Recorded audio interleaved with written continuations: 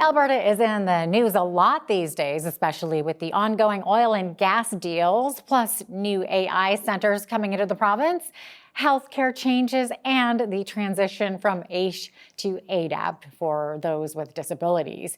So joining us today to chat about our province is Nathan Neudorf. He is the UCP MLA for Lethbridge East and the new Minister of Assisted Living and Social Services. Good to have you with us today again, Nathan. Welcome back. Thank you so much, Jeanette. It's a pleasure and honor to be here. Thank you. Thank you. Okay, so Nathan, you're probably having to do a lot of really fast learning now that you've been given a new portfolio, and it's been a controversial road with the transition from AISH, which is assured income for the severely handicapped, going from AISH to ADAP, which stands for Alberta Disability Assistance Program. So we've got a lot of acronyms going on here, but a lot of people are upset that they will be receiving only $17.40 a month instead of $19.40.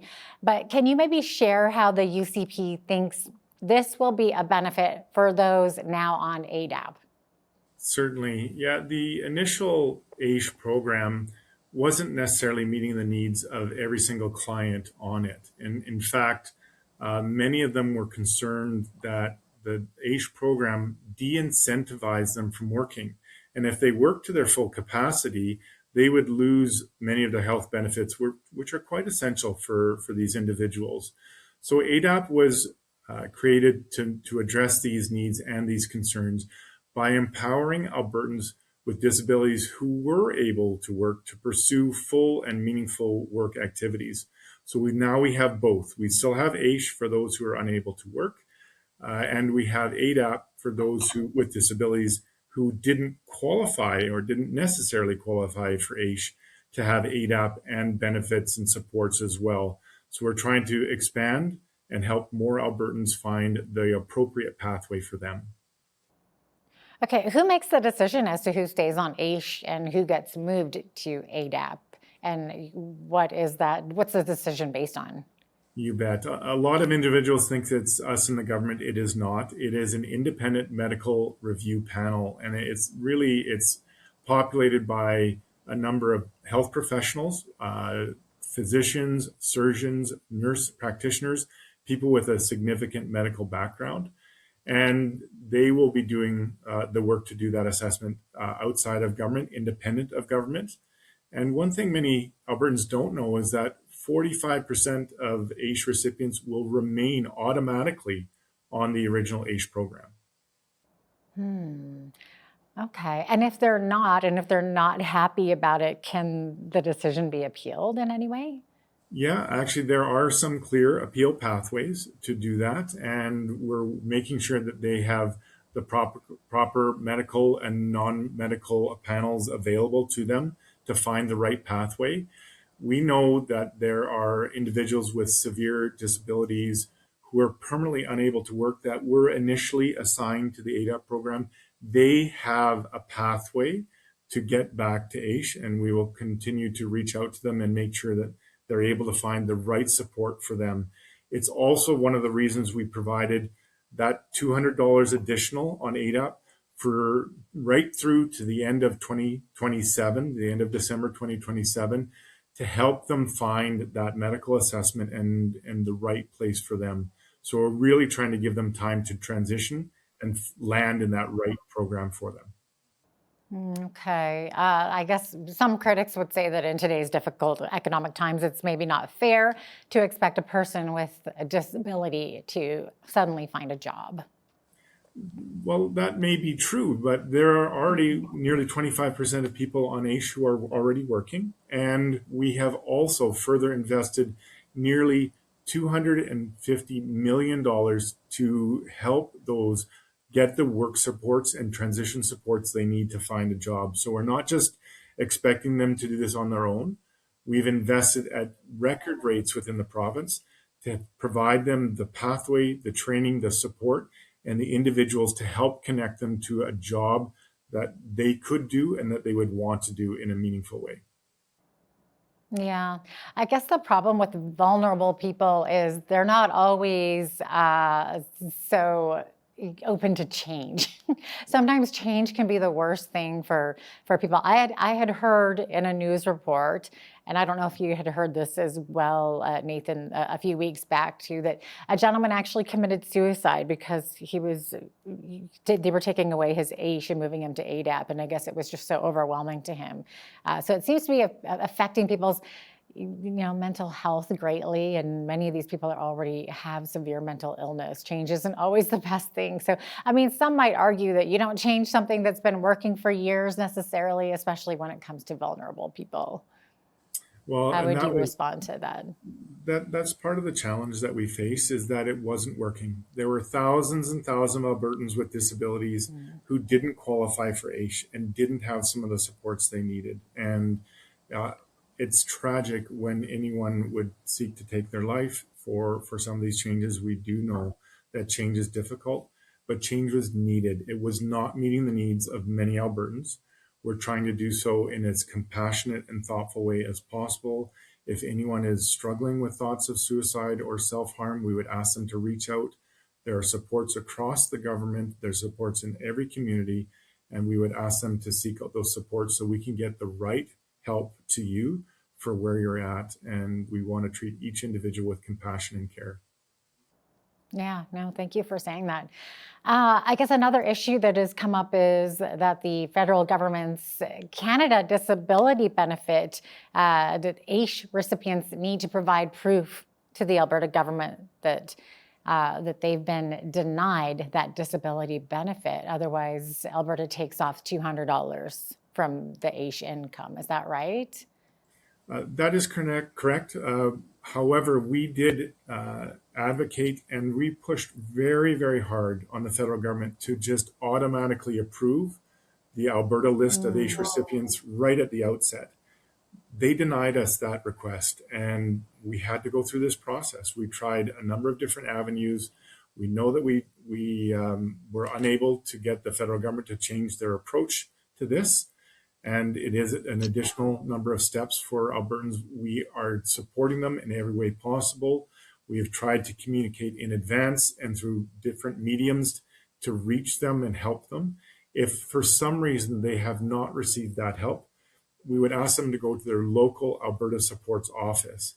And we have individuals there who can help them through the multi-step process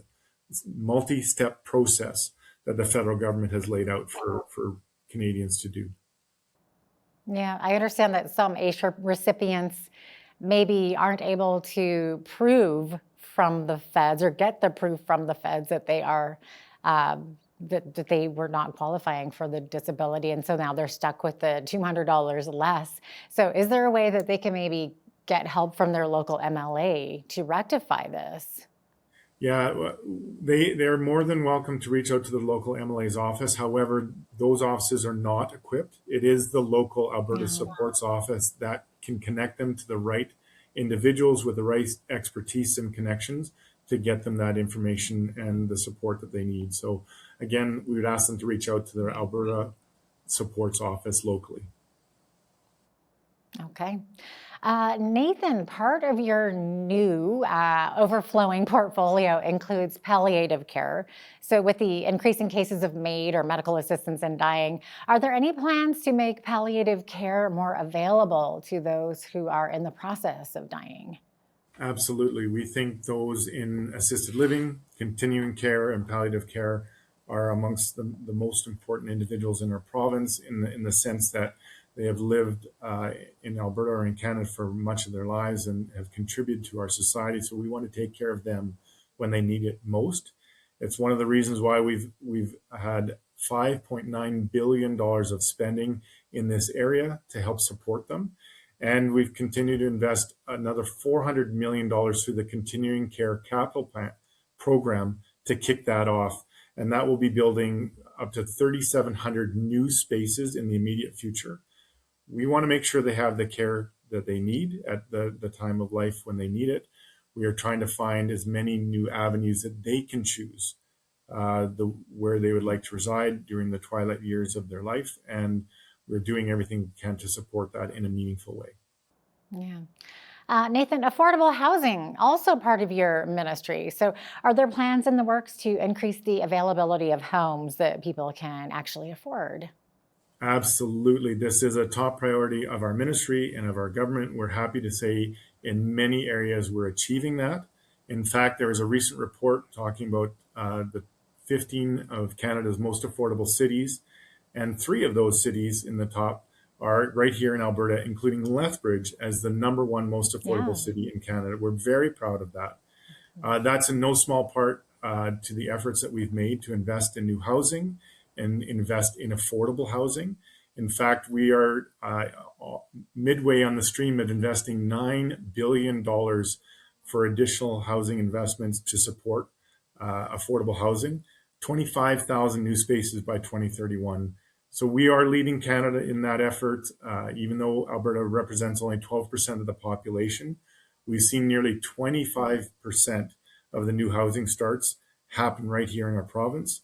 That supply demand equation is what's working. We're building the houses, and we are increasing those houses being built, giving all individuals, not just those seeking affordable housing, but all housing stock is increasing to allow for the most options for people to find what best suits their lifestyle and their needs wherever they might be. Okay, let's completely change gears here and talk about the West Coast Pipeline Agreement with Ottawa.